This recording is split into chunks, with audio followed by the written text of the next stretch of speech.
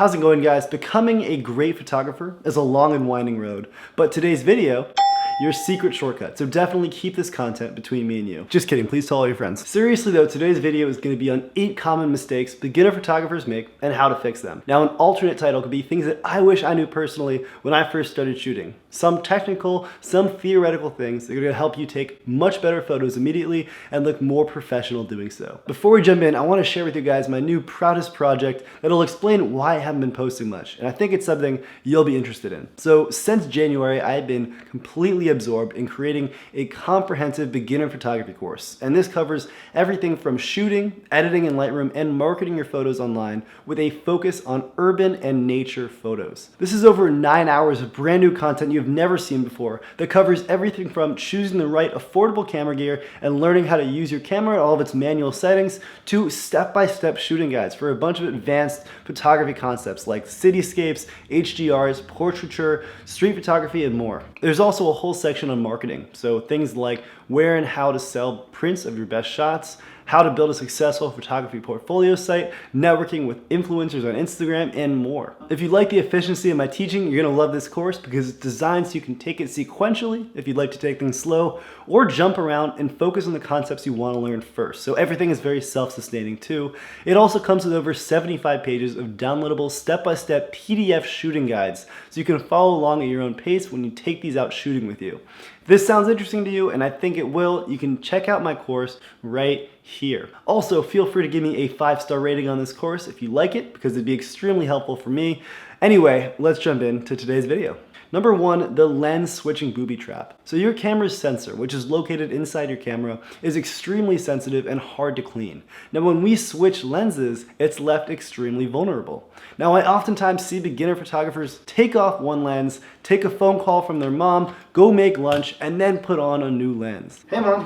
Yeah, no, I'm not busy. This is a great way to dirty your lens. To avoid this, think of it like the Indiana Jones treasure swapping scene. So prepare your next lens and make that quick swap.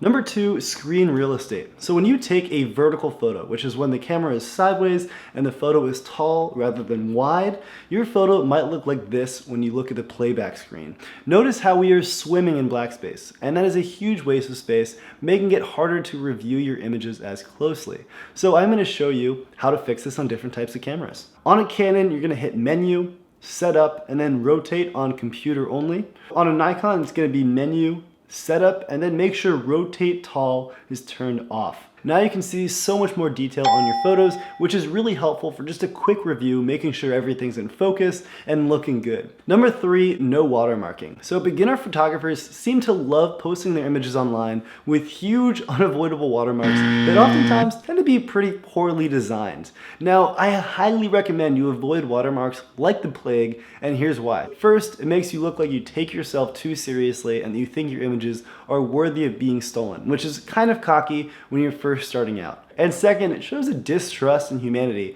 as if someone would steal your work without giving you credit. I've had plenty of my photos reposted by other Instagram accounts with large followings, but it's okay because they gave me great credit, and it's a really awesome promotional tool. And third, if you sell prints of your shots and you're afraid that someone's gonna steal your images online to print them without buying it from you, you don't have to worry, because when you upload photos online, they're posted in a very low resolution, which means they're too low quality to actually be printed. So to get a high quality print, they're gonna have to actually buy the photo from you because you have the original file. So you're good to go on that end. Ultimately, unless you're selling yearbook photos, you're actually gonna look more professional by not using watermarks. Speaking of prints for sale, you can check mine out online and not steal them at joshkatz.me/prints.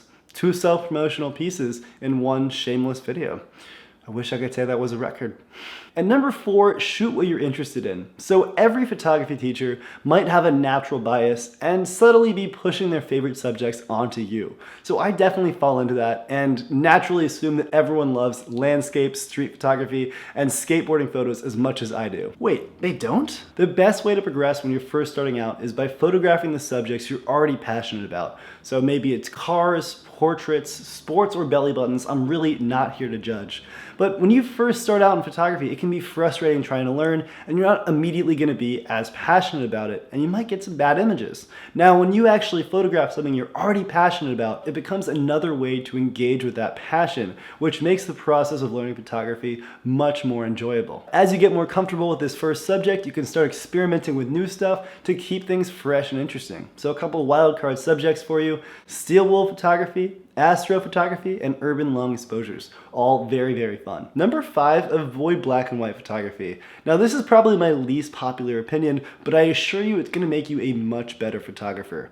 Now, black and white makes any photo look more artistic, and this is an undeniable truth no matter what style of photo we're talking about. When you're a beginner, this becomes a crutch. Oh, the photo is boring? Well, let's just make it black and white. It'll look beautiful. So for this reason, I highly encourage you to avoid black and white altogether, because you'll become more comfortable working with color and using other things to make your photos stronger, like composition. And these are much better skills to learn in the long run. And number 6, never ask someone if your photos are good or bad. So I'm oftentimes asked by beginners whether their photos are good or not, and I think this is a terrible way to be thinking about photography.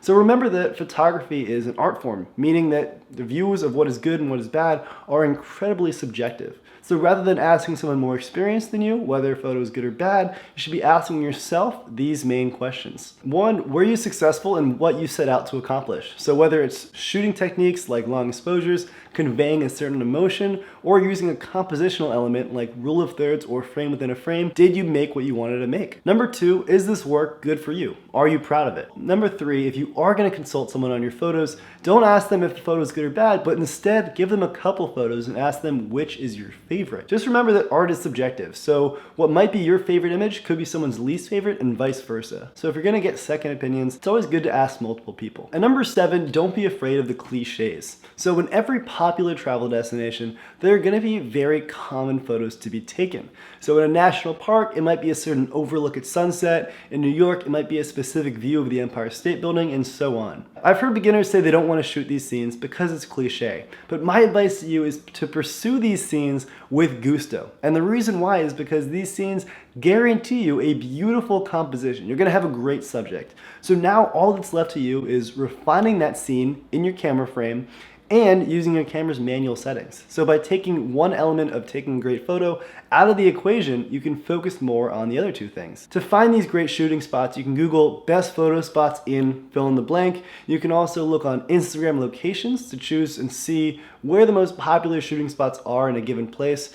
And you can even DM local photographers on Instagram asking for recommendations on where you should be shooting. Remember that even if a photo seems cliche, it's not cliche for you, and it's going to be an amazing learning experience. And final step, number 8, enjoy the process. So photography is about two things: the final product image and the process of making that image. Never forget about the process. So whether you're shooting in nature, in studios, or in cities, just enjoy the fact that you're more aware of your surroundings than ever before. You're incredibly alert, you're observant, and you're just engaging with everything in a new way, because that camera just opens up a new way to perceive the world around you, which is a very beautiful thing. So surprisingly, this tip actually holds true for both photography and romance. Sometimes the best part is the pursuit, and I mean this with the most wholesome of intentions. Sometimes you need to go out and enjoy the process of being on a date and enjoy actually shooting the photo, and the end result is not as important. Anyway, I hope you guys have enjoyed my video on photography and dating advice. My dating masterclass will be dropping soon, but in the meantime, be sure to check out my comprehensive beginner photography course